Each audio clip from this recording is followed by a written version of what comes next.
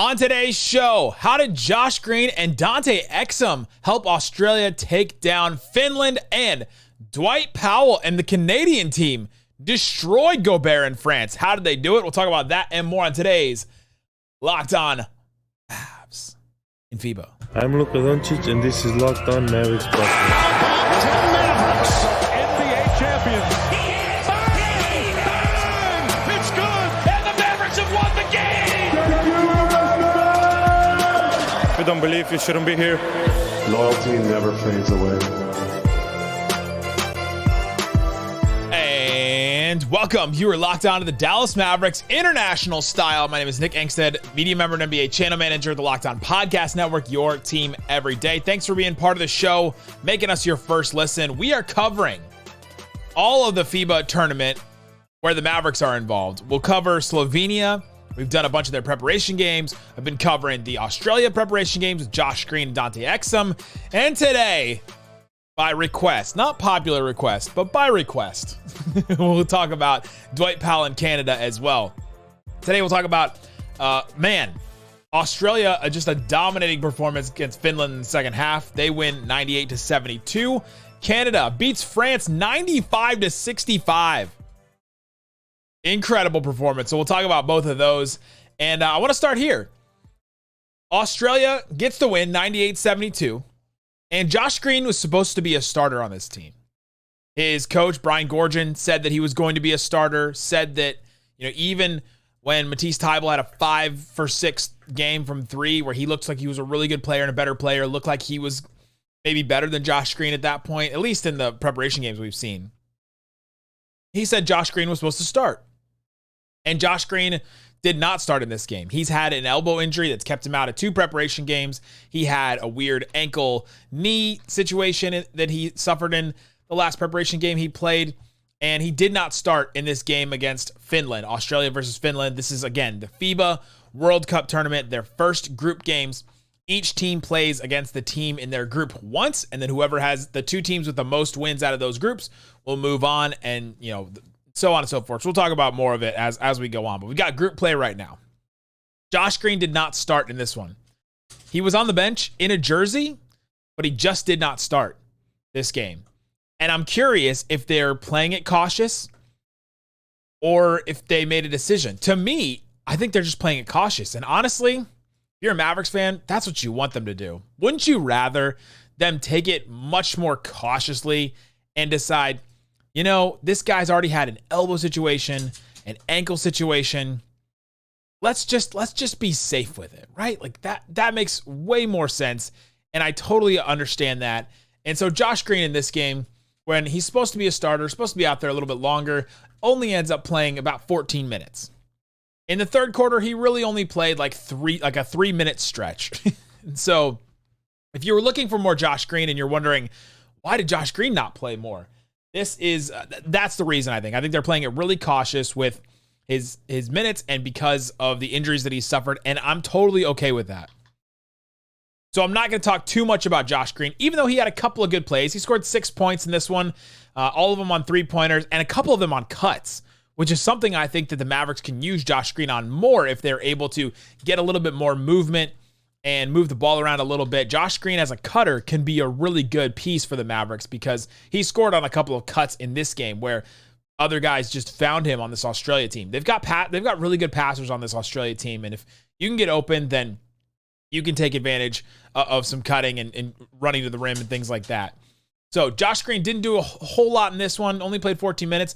The story of this one, really, and maybe even the story, Josh Green's defense was good. I'll say that. That part of the run that they went on, Josh Green was kind of out there. His on-ball defense is incredible. Brian Goorjian was asked about his on-ball defense and just the defense and length and athleticism that this Australian Boomers team have. And he said, we've never had that length and athleticism like that. In Tokyo, it was different for Australia. Now you add Josh Green, add Cooks, add Jack White, got more depth in there. It's switchable. Even our point guard, Josh Giddey, is 6'8". We're small at the 4 and the 5, but versatile. I've never had versatility like this and the depth and versatility that I have now. And Josh Green is part of that versatility, and that's what they want to bring to the Mavericks as well, with Josh Green being able to do a couple other things, handle the ball at times, guard point of attack, at times, cut, take threes. you really want to see a bunch of that stuff from Josh Green. The story of this one really was Dante Exum. Dante Exum had a really good stretch in this game in the third quarter. You look at this game overall, halftime, Australia's up by 5. This is a Finland team that has Lauri Markkanen, but not a lot of other guys that you could even pronounce their names of, let alone know who they are or that they've been NBA players or been, big players on the international stage, at least that I know of. Correct me if I'm wrong in the comments, but they've got Lauri Markkanen. It seemed like they had some good shooters, but they only went 6 of 26 from 3 in this game. They just weren't hitting their threes, and if a team like that isn't hitting their threes, then there's not really a whole lot to do for this team. And so Dante Exum, after that first half, he had a really good third quarter where he hit 2 catch and shoot threes. What was one of the things that I'm looking for from Dante Exum? Is he shooting confidently? Is he being a shooter in any sense of the word? And I think that's something that the Mavericks could use, and we're waiting to see if that will translate to the NBA, because it wasn't part of his game before.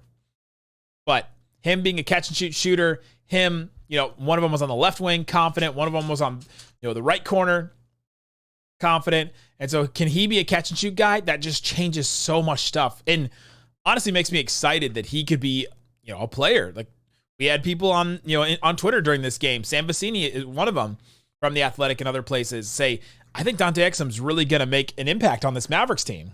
And I think I agree with him. So he hits a couple of threes, had a bad turnover, but got an assist on a nice, pick and roll with Cooks. He had another drive and scoop finish. And like, he just had a really good run where he scored or assisted on like 11 straight Australian points.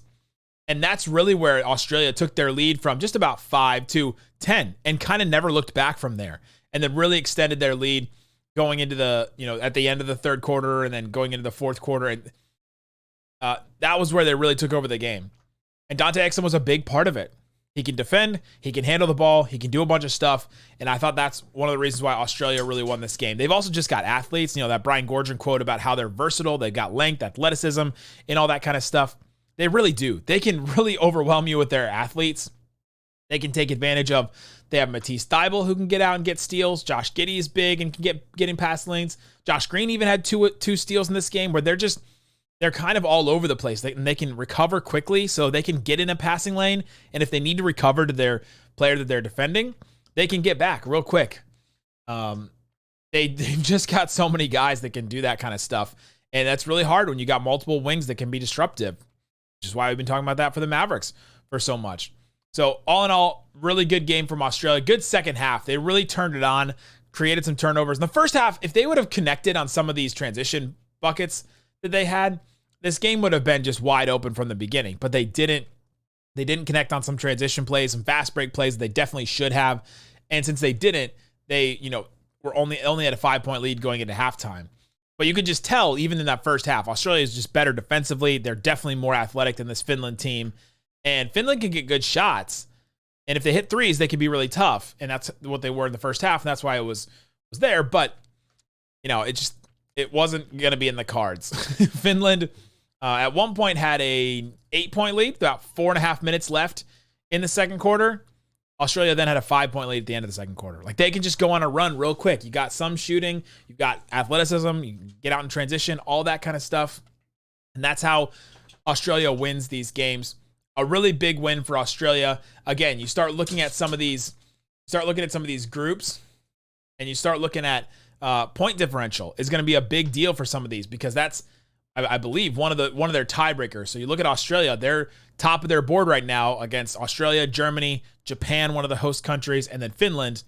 They won their game, and they won it by 26 points. So that puts them above Germany, who won their game today by 18 points. And so anytime you can get a bigger win differential is really good for your team. So Australia, a really, really great team win today. Dante Exum played a really big part in it. And I think that that's something that Mavericks fans, if you're looking at it, let's look at Dante Exum a little bit more. Josh Green may be taking a step back, but they may be upping his minutes a little bit more as we go on. They also just have guys they can throw in there. I mean, you've got, Matisse Thybulle who can come in and take over. And Matisse Thybulle didn't even play that much in this game. They also have Xavier Cooks that can play a little bit. Jack White can come in and play a little bit. Joe Ingles came and played 20 minutes in this game. That was probably one of the reasons why Josh Green didn't play as much. Like, you've got a bunch of wings that they can play in this one. So I wouldn't be too upset about that. But coming up, let's talk about Canada. Dwight Powell in Canada. How did they get this huge, massive win against France? We'll talk about that coming up.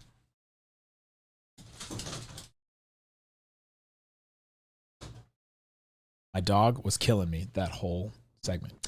All right, let's talk first about FanDuel. I got to tell you about FanDuel. They are the number one sports book in America, number one sports book in our hearts. You can go to FanDuel.com/lockedon and start earning bonus bets with America's number one sports book, FanDuel.com/lockedon. If you want to pick the Super Bowl winner, you get bonus bets every time they win in the regular season. They actually have FIBA lines as well. Go to FanDuel or sportsbook.fanduel.com, scroll down to basketball, and then hit FIBA right there. USA is -135 to win the whole thing. Canada +550. You're about to talk about them. And then Australia +700. Slovenia only +2400. They don't have good odds to win this, and I don't blame them on that one. But if you look at the Slovenia versus Venezuela game, that's by the time you're listening to this may have already been played. Slovenia is a 21.5 point favorite. So you can check all that kind of stuff, see where the team lands, and check it out on FanDuel.com/lockedon. My first shot, my first make. Guess I could still use the Luka one for this one. Thanks everybody for hanging out with us on Locked On Mavs, being part of the show, part of the Raccoon Squad. If you listen every day, you're an everydayer, part of the Raccoon Squad. Appreciate each and every one of you. All right, Isaac, let's talk about Canada. We talked about Australia and their win, but the Canadians, oh Canada, such a resounding, dominating second half, and honestly even just third quarter. First quarter, Canada only scored 14 points. France scored 18. You had a couple of threes hit by Fournier and others. Fournier, just when he's hitting, really good. When he's not, their team looks awful. I've seen it in several preparation games so far for FIBA. France obviously has Evan Fournier that like I just mentioned. They have Rudy Gobert, like I just mentioned. Elia Kobo was a guy for the Suns a couple years ago. Nando De Colo used to play in the NBA. Gershon Yabusele, who we talked about when Australia played them. He was the one that got in the scuffle with Dante Exum and body slammed him to the ground. Other guys you'd recognize. Oh, Nick Batum obviously started and really had RJ Barrett's number in this game. He was the only positive for them defensively, really, in this one. And then on the Canadian team, since we haven't talked about them yet, Shai Gilgeous-Alexander, their best player by far, incredible in this game, and I can't wait to talk about him. Dwight Powell starts for this team. I just want everyone to realize that and think about that. Starts. Kelly Olynyk starts for this team as well. They had RJ Barrett, and then their last starter was Dylan Brooks, who got booed every time he got the ball, and then when he dunked, they cheered for him. This game was played in Indonesia, right? Yeah, right? The games are played in either Indonesia, the Philippines, or Japan, so it's kind of hard to keep track of which ones are in which one, but yeah, the crowd was very weird when it came to Dylan Brooks. Did they like him? Did they hate him? I don't think they could tell. Lou Dort also on this team. Gilgeous-Alexander Walker. They've got a ton of it. Zach Edey from Purdue, the 7'5" guy from college. They've got so many NBA players on this team. Their starting lineup is 5 NBA players. So Canada starts out not a great look to start, but they start Dwight Powell. They start Kelly Olynyk with him as well. So they start 2 bigs, and Canada put Dwight Powell on Rudy Gobert just to be annoying. Just to be annoying, be in his face, try to keep him off the boards by just boxing out. Dwight is a good box out guy. He just doesn't get to the boards after he boxes out. He allows guards to get there and whatnot, but he was just there to get in Rudy Gobert's face. And the announcers kept saying, why don't they give Gobert post touches? And part of it is because Dwight Powell was just in his face the whole time, and they couldn't really get him the ball. Second is because you don't do that with Rudy Gobert. He's not a guy that you want to give post touches to, really. But that's how they used Dwight Powell early. Dwight Powell had a good trailing drive on offense and hit a hook shot, a little baby jump hook over Rudy Gobert off of a fake. Really great play. He had another great pass to a cutting Olynyk in the first quarter. And then you go in the second quarter, Canada was playing fine. They were down by 7 with about 6 minutes left. You're like, okay, is this Canada team ever going to kick it in? because we've just seen this Canada team. And they have so much talent. Are they ever going to really kick it into gear? And they had this moment where Rudy Gobert has a pretty dirty moving screen. His elbow comes out. He always is just throwing his elbows around, it seems like to me. He had another one in the France versus Australia preparation game where he just like completely elbowed somebody. He just pretends like his elbows don't matter. And they reviewed it. They called it dirty. And then after that, Canada really just like kicked it into gear. They're like, okay, here we go. Let's just start. They ended up with a 43-40 halftime lead in that one after they took the lead. And SGA started to get going a little bit. And then third quarter, this is where Australia just, took off. They won the third quarter 25-8. It was worse than that, really, because France had scored 4 points in the quarter until like 1 minute left in the quarter. It was like 23-4 in the quarter with 1 minute left, and they just kind of scored some essentially garbage time points in the third quarter. Very weird. And it was almost all SGA. Shai Gilgeous-Alexander took over in this one. He scored 27 points, 9 of 19 from the field, 8 of 9 from free throw line. He had 13 rebounds. He had 6 assists. He was a plus 31. Just an absolutely incredible run from Shai Gilgeous-Alexander, hitting shots, doing everything that he could. We had another moment. Dwight Powell gets hit in the face on defense. An offensive foul is called on France, so that was a big moment for him. And it's kind of all Dwight did in that third quarter besides set up, SGA. He set some screens in transition that were able to get him easier layups and things like that. But it was all SGA. And France had to take a couple of quick timeouts early in the quarter. They never could really catch up. And then by the fourth quarter, France took 2 timeouts within the first 3 minutes. And they just knew it was over. It was 68-48 to start the fourth quarter. France takes a couple of timeouts. And then by 5 minutes, so like halfway through the fourth quarter, it was 83-52. Canada got 3 offensive rebounds in 1 possession, hit a 3, and the French coach was like, it's just done. And the whole French team was like, we're just done. Can we just go smoke cigarettes in the back and eat baguettes? Can we just... Gobert was kind of useless in this game, I thought, because the Canada could and SGA could really get anything they wanted. This was a weird game to watch where you think, oh, France, man, this team, they've got to have it. Like they've been on this stage before. Canada's is up and coming. Canada had way too much talent, starting and almost ending with SGA. But Kelly Olynyk had 18 points in this one. He was a player that they just couldn't figure out. Like you try to put Gershon Yabusele on him, who's this big, stocky 4, like a power forward type guy. He didn't work. You try, they couldn't really try anybody else on him because they're just either too slow-footed. Like they have a couple other 7-footers. They didn't really try them out too much. And Canada really took this game. They took this game. They ran with it. Dwight Powell finished this game with 6 points. Finished them all at the basket like you expect. 3 of 3. That's how Dwight Powell rolls.